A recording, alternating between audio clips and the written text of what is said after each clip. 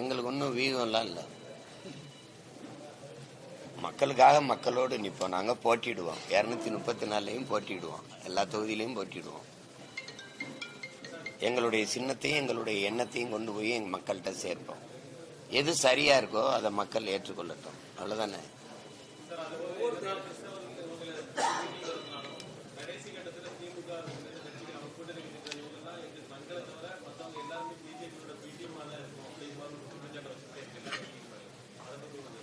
அது திமுக அந்த மாதிரி எல்லாரையும் சொல்லல. நீங்க அப்படி சொல்லக்கூடாது. என்னை தான் சொல்லுச்சு. என்னை எதிர்கொள்ள முடியாது.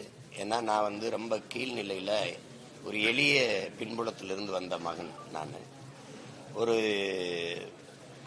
அடக்க முடியாத ஆவேசத்தோடும் ஆத்திரத்தோடும் கோபத்தோடும் வெகுண்டெழுந்து வந்த ஒரு மகன். அது என் இனச்சாவிலிருந்து பிணக்குவியிலிருந்து பிறந்து வந்த மகன். அதை எதிர்கொள்ள முடியாம தான் என்னை 1.5 ஆண்டுகள் சிறைப்படுத்தி சிறையிலே வச்சு என் குரல் வலையை நெரிச்சு அதுக்கப்புறம் அப்ப இவனை எப்படி கட்டுப்படுத்துறது அப்படிங்கும்போது நான் தேர்தல் அரசியலுக்கு வரும்போது இஸ்லாமியர் கிறிஸ்தவர் வாக்குகள் இவனுக்கு போயிடும் அங்க அப்படிங்கறதுனால இதை திட்டமிட்டு பரப்புனேன். BJP RSS BJP B team RSS கைக்கூலி அப்படின்ட்டு. அத என் மக்களும் உங்களுக்கு தெரியும் தானே. பிஜேபி சீமானுக்கு போட்டா பிஜேபி வந்துருப்பாங்க, சீமானுக்கு போட்டா சீமான் தானே வருவாங்கிற கேள்வி கூட என் மக்கள் எழுப்பவும் இல்லை, அதை புரிஞ்சுக்கிறவும் இல்லை.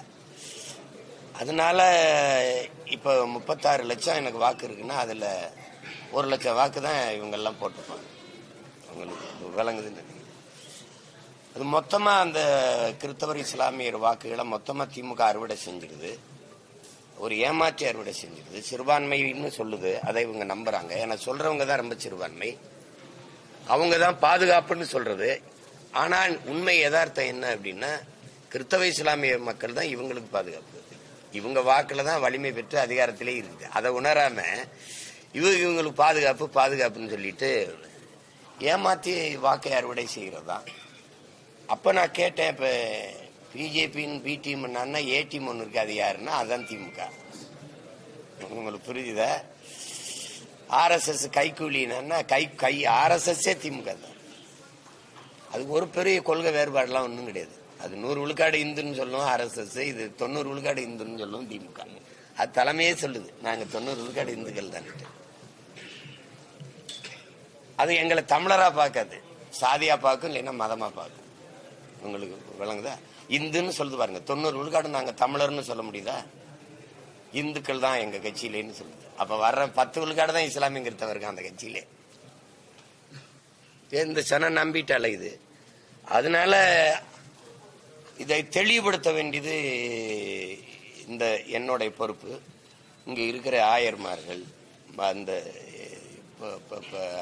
போதகர்களுடைய பொறுப்பு, அருள் இறை பணியாளர்களுடைய பொறுப்பு. அதுல எல்லாரும் நாங்க முடிஞ்ச வரை எடுத்து சொல்றோம். முன்னாடி இதை செய்யல.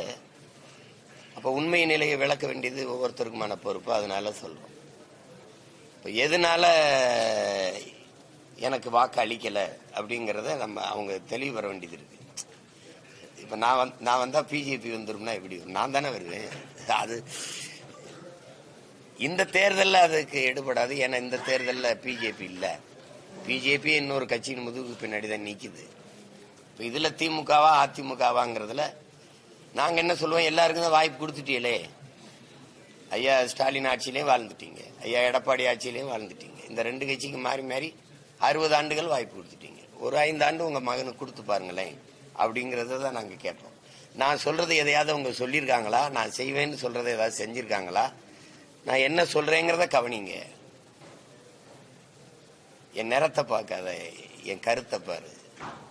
என் சாதி என்னன்னு பார்க்காத, நான் சாதிக்க துடிக்கிற என்னுடைய நோக்கத்தை பாரு. மதத்தை பார்க்காத, அதை தாண்டி நாங்க வைக்கிற மானுடத்தை பாரு. அதுக்கு போடு.